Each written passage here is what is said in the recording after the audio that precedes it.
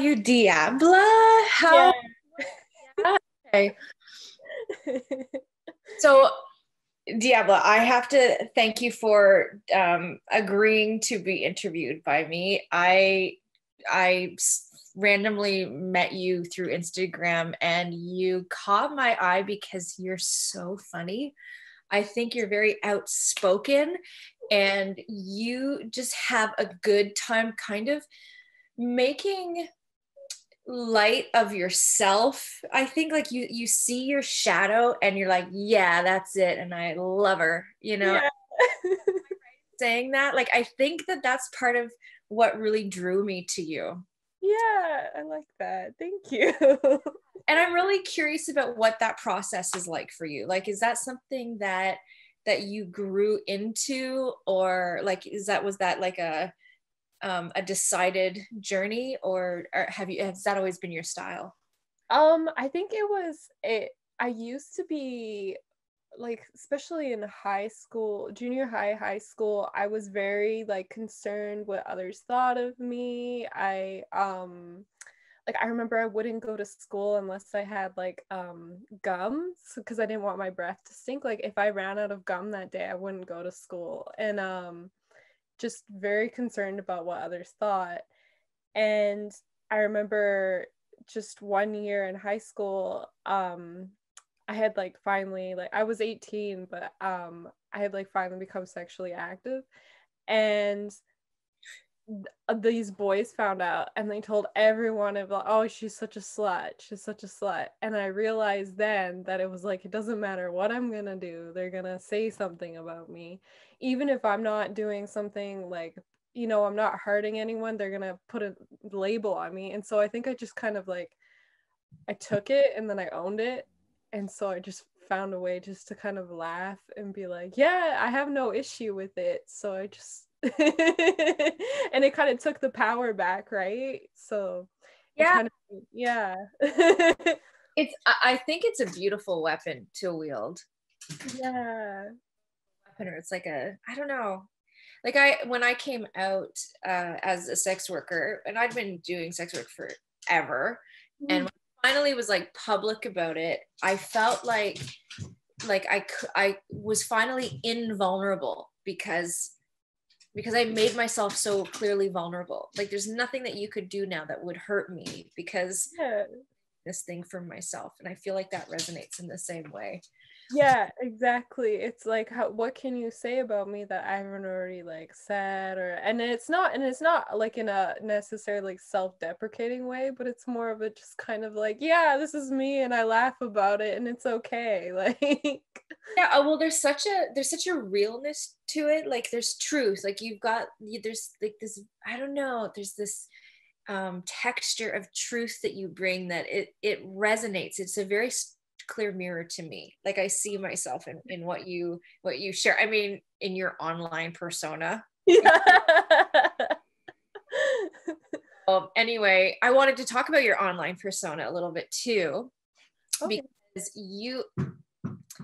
sorry, my dog is like in playtime mode, and Oh. just gonna be a little noisy. That's all I'm gonna say, and I might be a little distracted, but apologize in advance. You have a couple different characters that you play on Instagram anyway, and I want to hear about those. Who are these? Is it just one? There Anyway, I'm not gonna like pick you apart. I want you to tell me.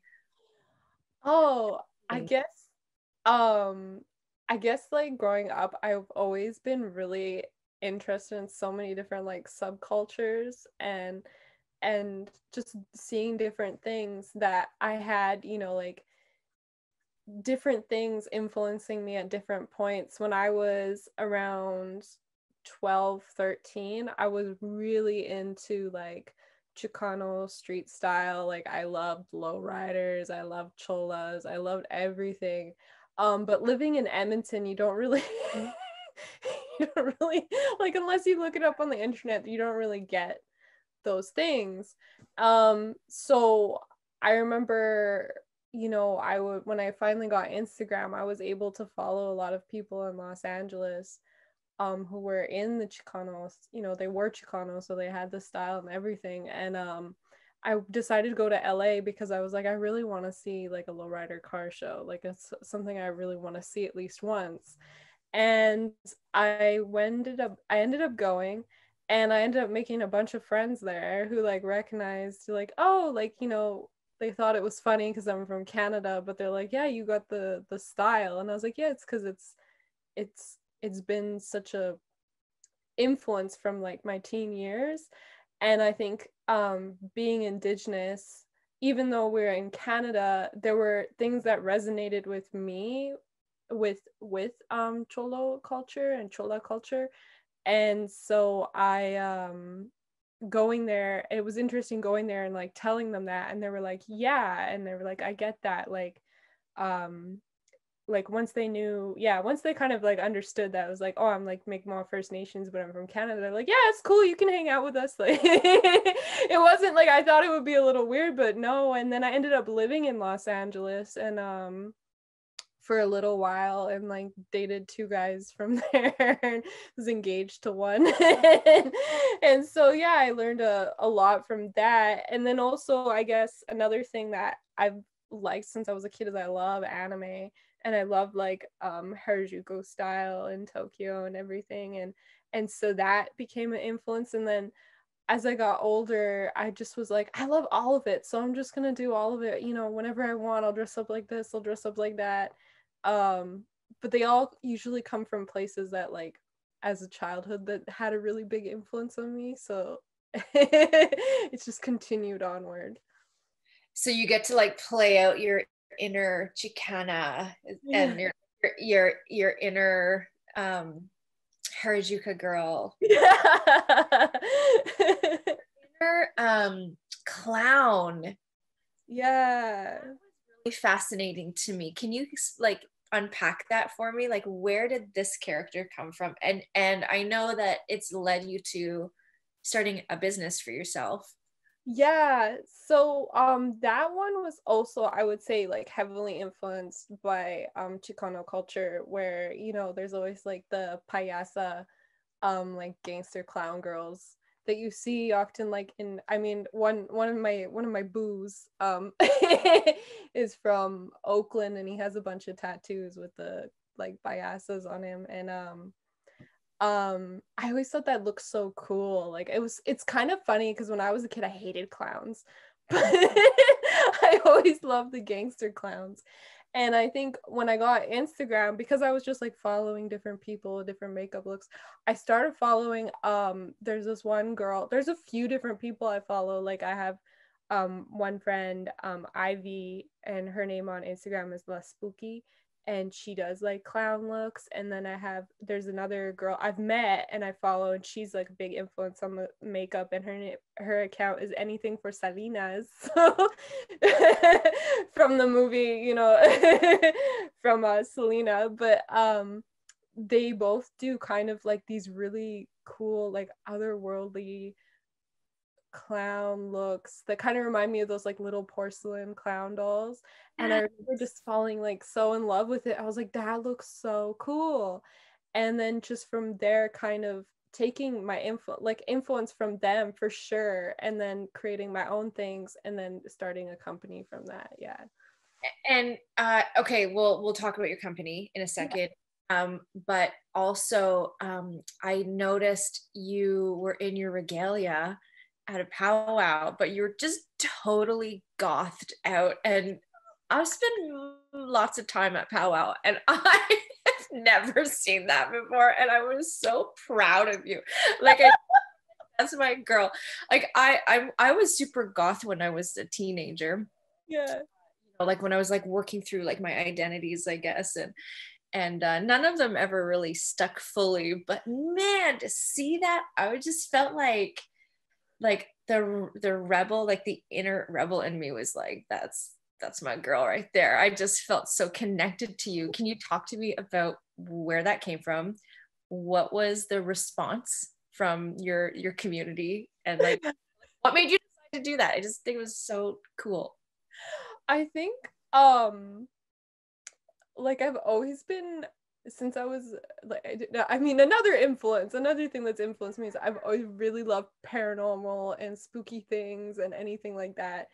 And I love the stories of tricksters and trickster beings. And I always kind of felt almost like a trickster because I just did things differently than other people. See that? Yeah. You definitely have trickster energy.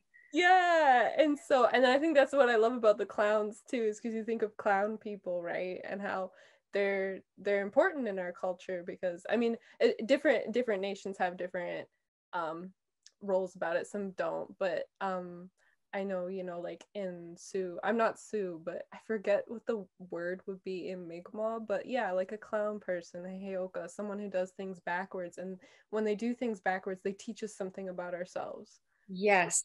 And so I was always like attracted to all these stories growing up, and I loved it. So I just like, when I put on my powwow regalia, I was like, yeah, I'm gonna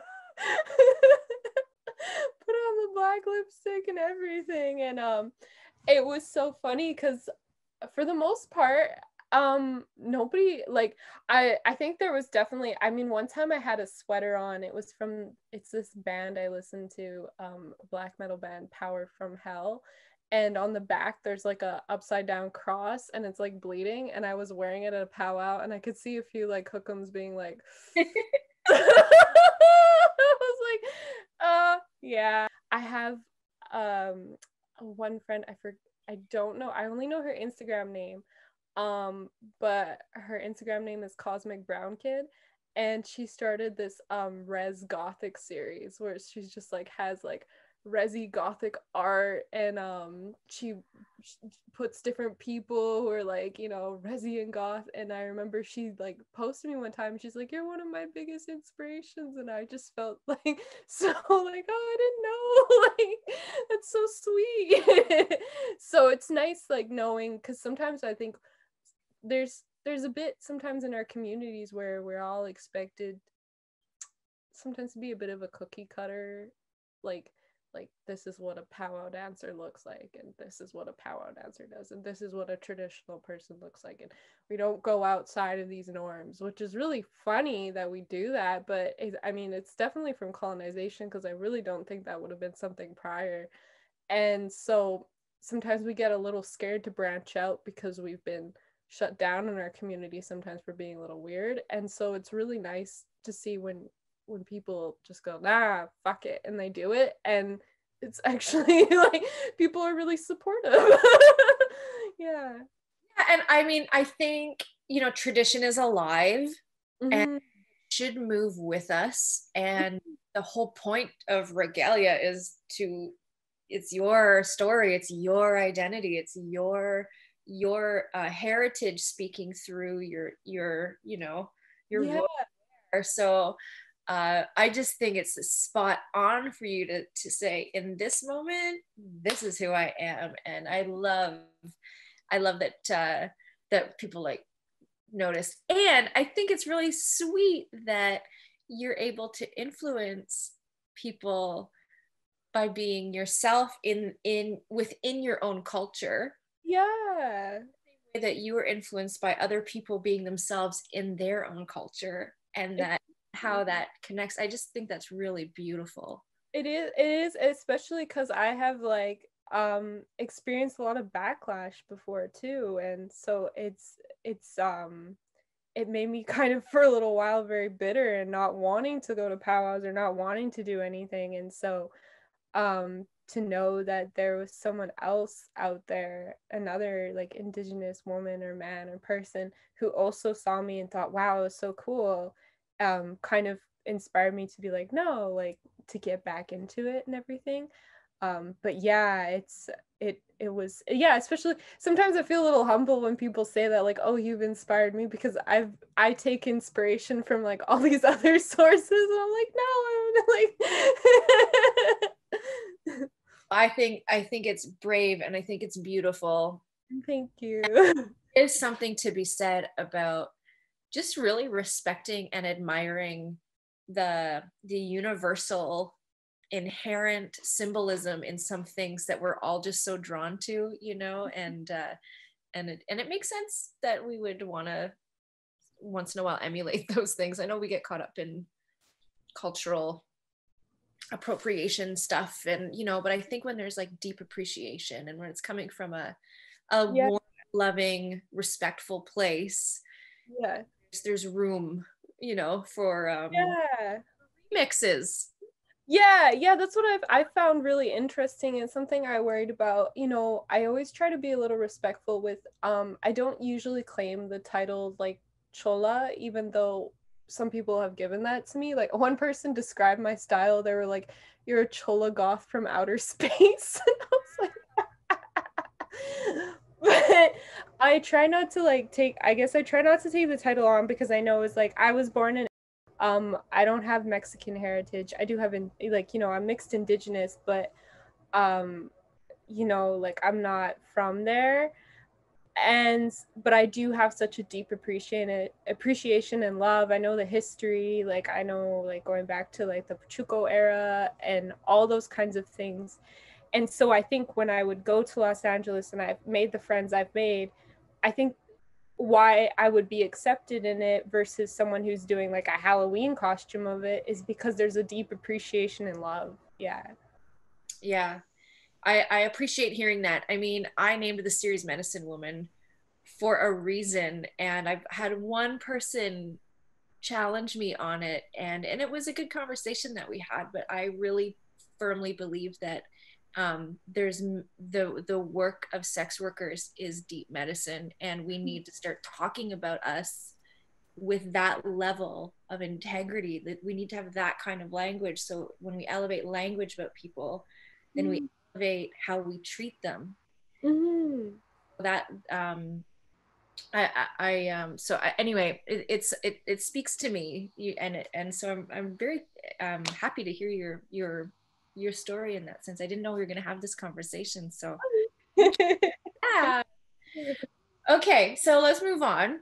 I Yeah. want to hear your like what's going on with OnlyFans, like how, so you were a burlesque dancer, Yeah. and is the and you're new to OnlyFans is my guess. Yeah.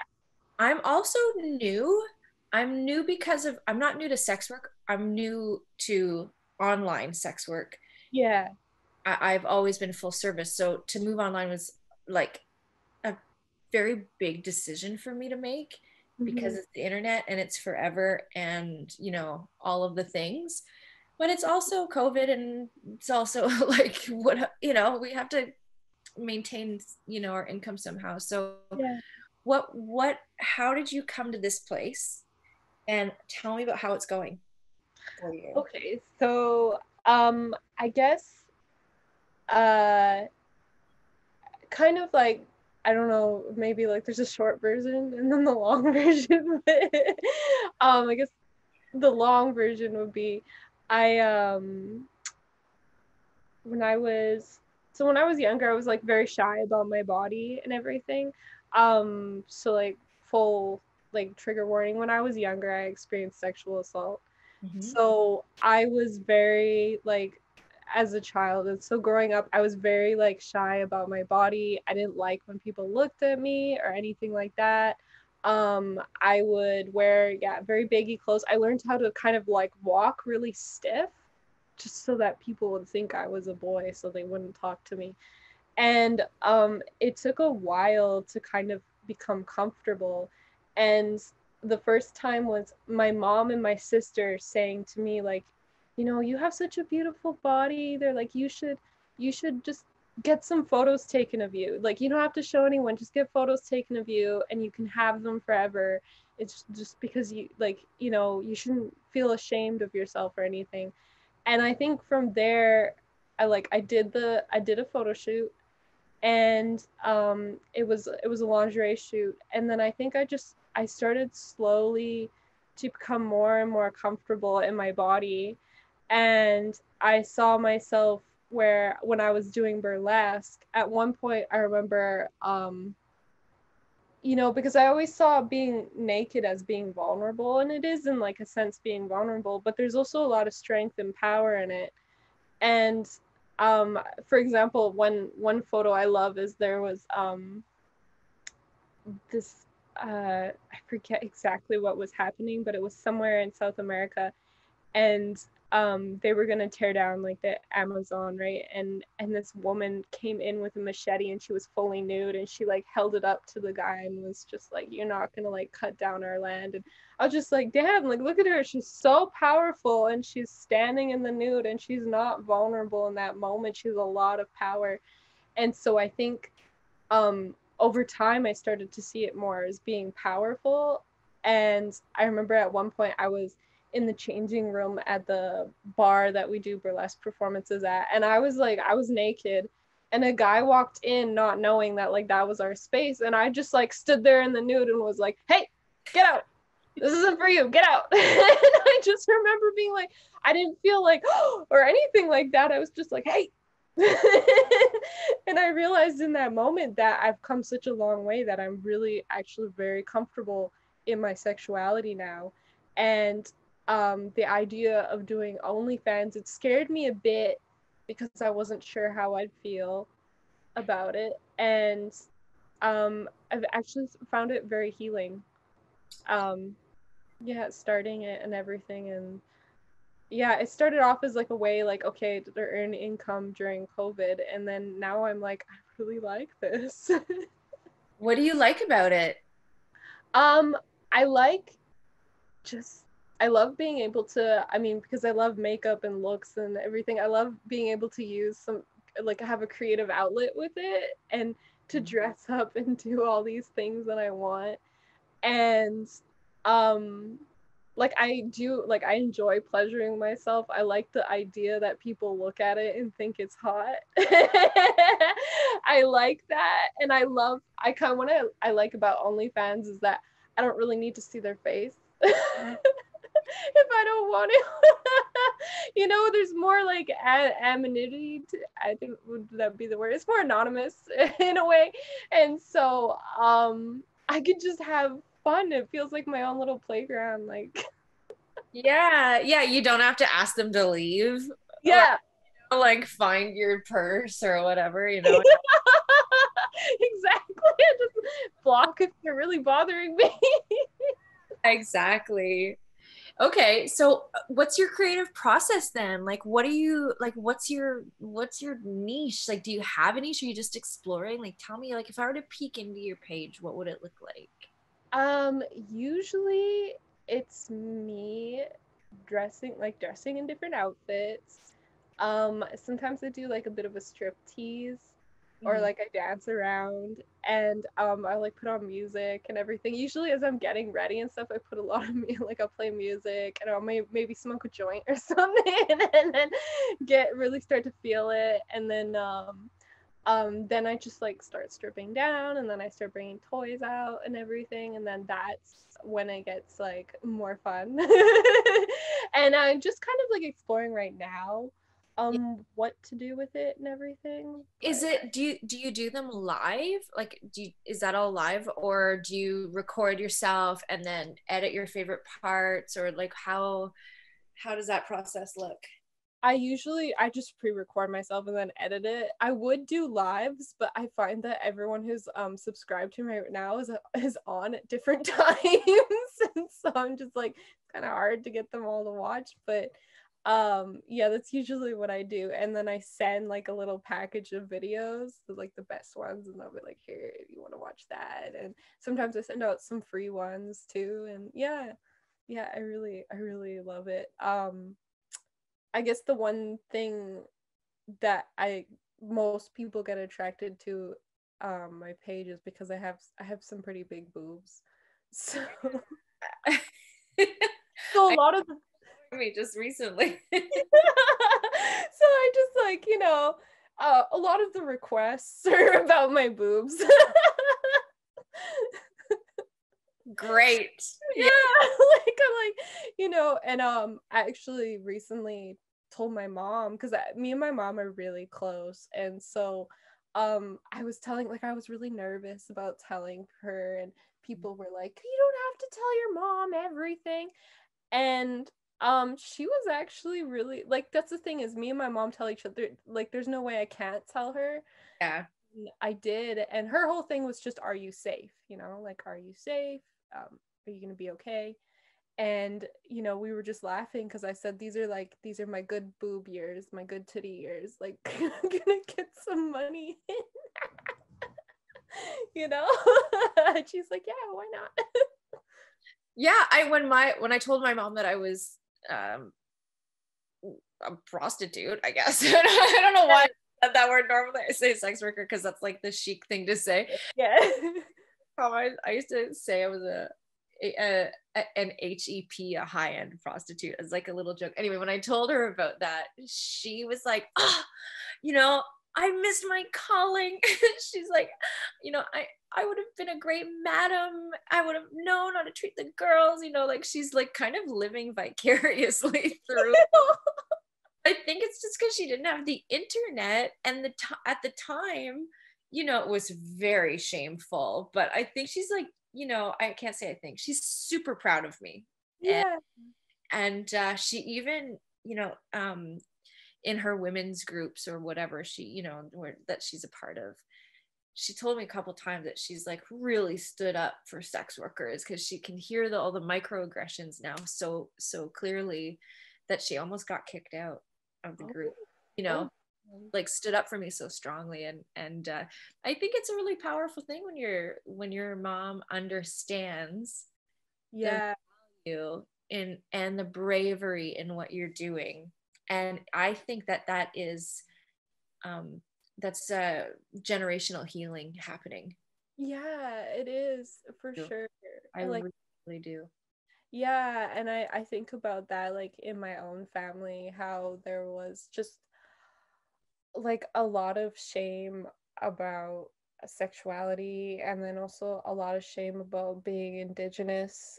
And so it's beautiful to see, like, we've come to this place where, like, we can be proud of all those things and find healing through it. It's, yeah. Can we talk about being Indigenous and in the sex worker world a little? Yeah, sure. Yeah.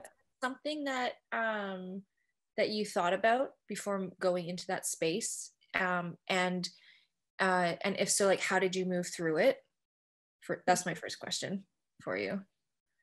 I guess, like, um something I a bit worry about is being, like, kind of fetishized for my Indigenous identity. Like, I want to be, you know, like, I want them to be sexually attracted to the art I do and the things I like, you know, things like that. I don't want to necessarily be turned into, like, the, you know, caricature of, yeah, with the Halloween costumes, the Pocahontas, all that.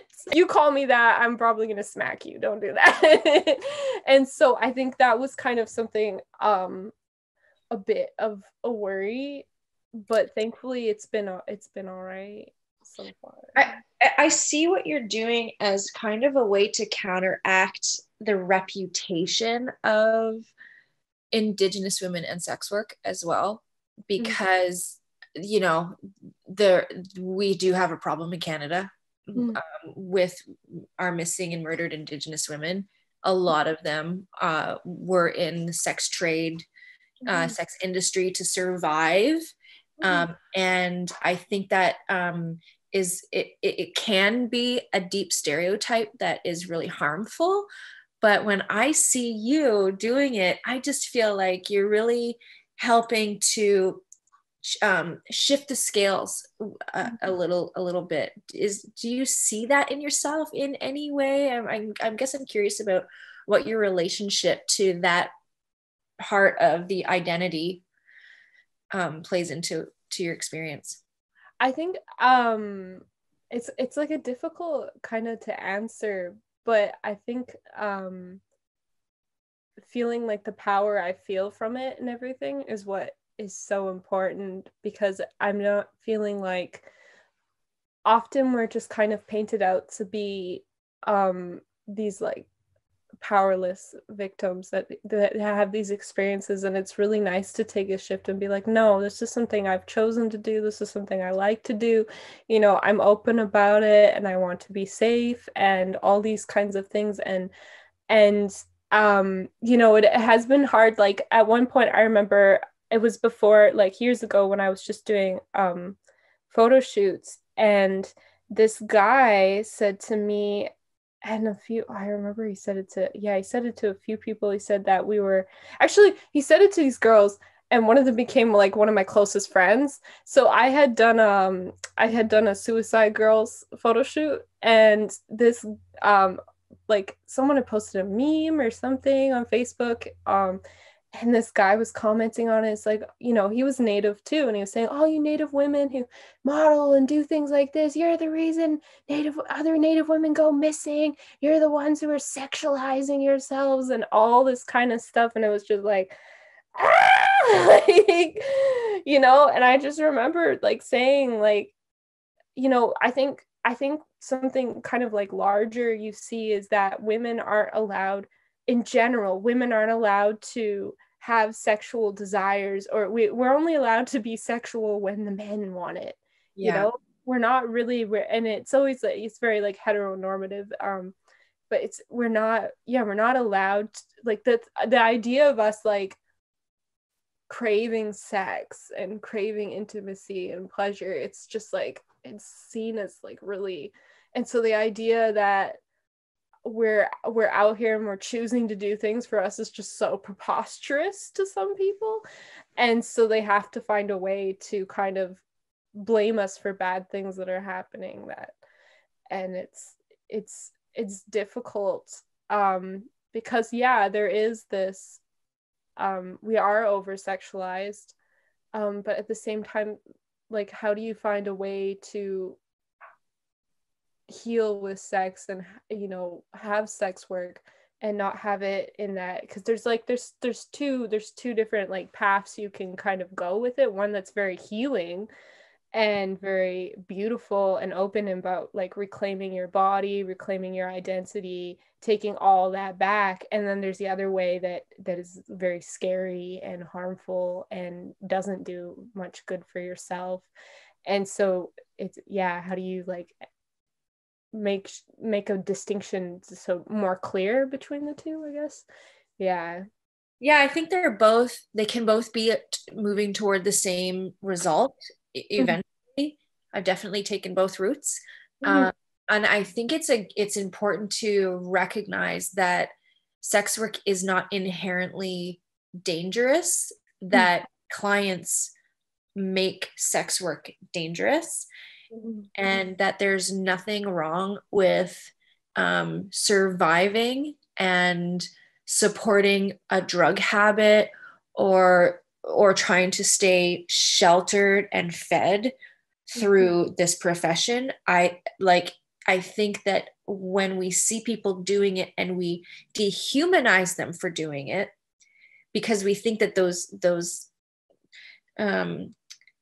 motivations are less than good, less than human, then it's like, oh, now I can treat you poorly because you obviously don't love yourself, or whatever this like weird twisted thinking is. And that is not the fault of the sex worker. And I think that that's where this like dark shadow, you know, is cast, especially on the missing and murdered Indigenous women who are just trying to live and, you know, feed themselves, maybe feed an addiction.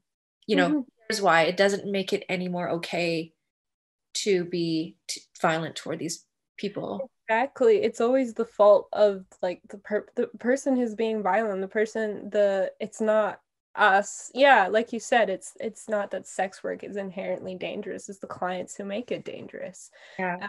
And I think that was in the conversation we had with that guy who was saying like it's all our fault and everything, was that we aren't the ones, you know, asking for bad things to happen. Like you're saying, you're victim blaming, saying that, you know, we're asking for these things to happen, and we're not at all. We should be able to own our bodies and express it how we feel, and if we have to make money that way, that's okay. And so there's just like, it's more of the shame and the everything, the treating someone poorly for their choices and everything, that's more harmful than it is, you know, someone deciding to model in the nude who happens to be Indigenous. Like, yeah, or suck a dick. yeah, like you do because of shit, right? Exactly. Exactly. I'm always so like that. So the more I've kind of come out and been okay with myself, the more I've attracted friends who are similar thinking. And I'm just like, I'm so proud of some of my friends who, you know, are like really strong Indigenous women who just like love sex and don't even, you know, it's beautiful. It's supposed to be something that we enjoy. It's not supposed to be something, you know. Yeah. Okay. Thank you for that. I want to know, so the OnlyFans has, I'm my question, you said that you were doing burlesque, now you're on the OnlyFans, and that in our conversations over text was that you're really keen on trying stripping when we can. Yeah. We're gonna change. What is the, because I always wanted to try and I never did because I didn't think that I was I had too much trauma and I hadn't resolved it. I knew that I probably hurt myself more than anything if I got into it. But and I think I'm a little bit too old now. But what is your, like, what's the driving force behind that?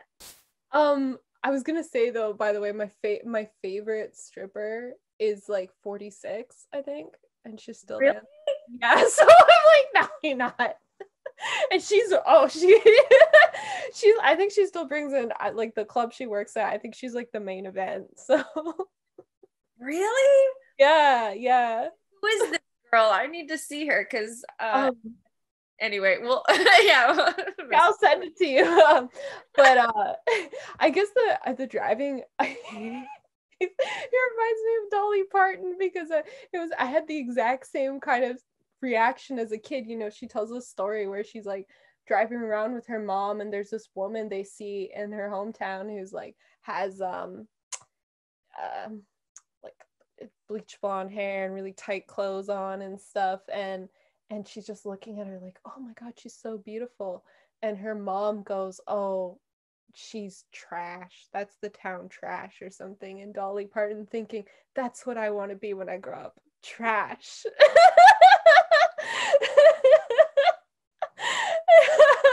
And I feel like I had a it's never too late. right, yeah. And I had this kind of like, I remember like as a kid watching like we watched like different movies at home. I remember watching like Priscilla, Queen of the Desert with my parents, and which is about like drag queens. And then I remember we watched like so many different things that weren't kid friendly, but I remember seeing strippers and thinking, I love it. Like, and I loved their shoes. Yeah. My dream was to get one of those, you know, the plastic ones. I loved them. I just loved the whole thing. And when I was able to go to strip clubs, I was like, this is, I love dancing. So that's why I do burlesque, right? I love dancing. I love showing off. And so just stripping seems like the perfect kind of platform for that. I think the only thing, I'm glad burlesque has given me tougher skin, I would say, so that when people have bothered me, when they've gotten a little harassy, I've been able to step up for myself more. And so I'm glad with that, because that was something I would worry about with stripping, is just sometimes the comments they make and things, and kind of having to find a way to let it roll off your back a little, because I think my biggest fear is like going to give someone a lap dance, and you know, obviously besides them touching me, which is big no, I'm always scared I'll be dancing and they'll say something like, yeah, good girl, and I'm gonna be like, oh, like,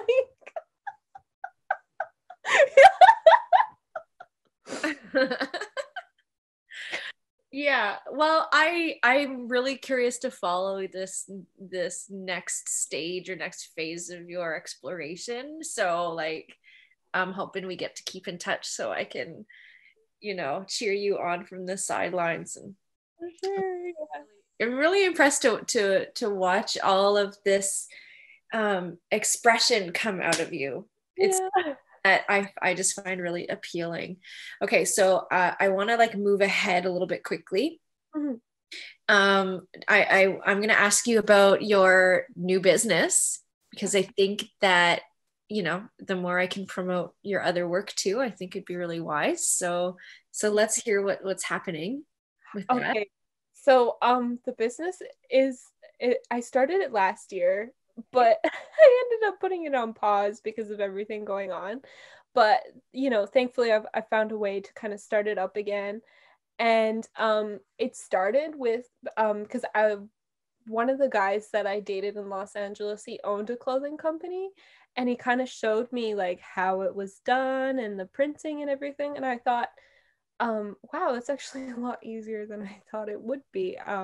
Something that's really nice when you live in a city that has a very like creative industry. Like I imagine you live in Montreal. It's probably, yeah, so you have a lot of that. And then living in Vancouver as well, and then living in Los Angeles, a lot of people move there to create things, to become actors or actresses, to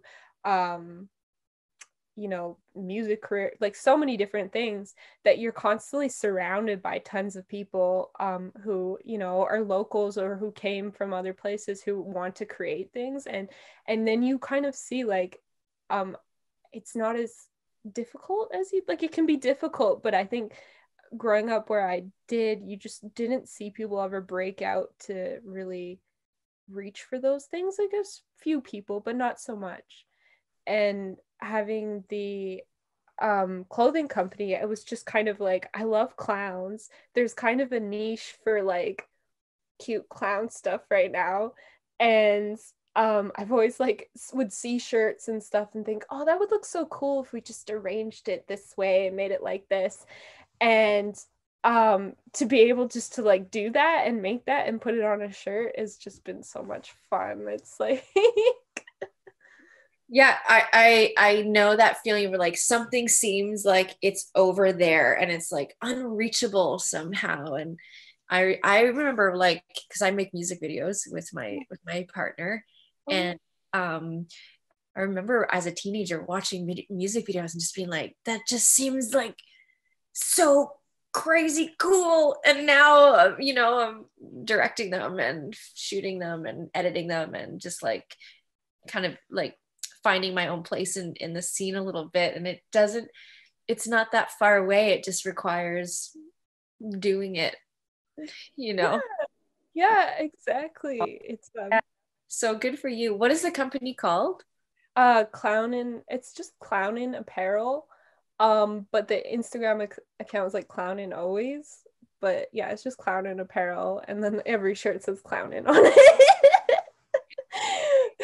Okay, so I have two more questions for you. The first one is, what is the vision that you have for yourself? Hmm. I really it's funny you mentioned music videos, because one of my goals is to like be a dancer in a music video. I Good really, to know. yeah, I really want to do that. And I think I would love to get into stripping, and just to kind of be able to create the things that I have in my head and be able to put it in videos. Or like me and my friend want to make a short like little horror film. And so to do things like that, that's kind of like my vision of where I really want to go with it. And I also like, I'm going to for anthropology. And so my hopes with getting my degree is that I want to study the culture like worldwide of like the paranormal. So like what's spooky in every culture and what connects us through the Wow. yeah. Wow. Cool. Well, you know, think it, say it, be it. It's Yeah. all for you. And it's going to be a beautiful thing to witness. I can't wait to in for you. Before we wrap up, I always ask the same question. And it is, today, if you were a flower, what flower would you be? Ooh, And why, you know? a tiger lily. Ooh. Because they grew up when I was younger, they grew up around in Alberta, and they're just so wild and beautiful, and they just grow in some of the strangest places sometimes. And I love them. Beautiful. Well, I'm going to take this tiger lily and I'm going to add you to my bouquet. And I'm collecting of these beautiful stories of these movers and shakers and these, you know, erotic art activists in the world, just by being you and expressing yourself and staying true to who you are, I think is a magical thing to witness. So thank you for being here. Is there anything else that's on your heart that you'd like to say before we shut it down?